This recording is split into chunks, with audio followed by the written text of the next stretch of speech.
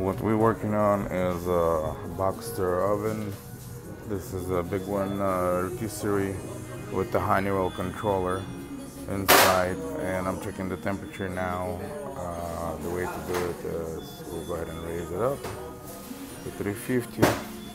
It's been several cycles that I'm doing it, and I'm gonna look inside the chamber there. It takes some time.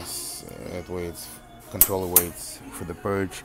There you go, flame cam on, became blue, which is nice, and it works.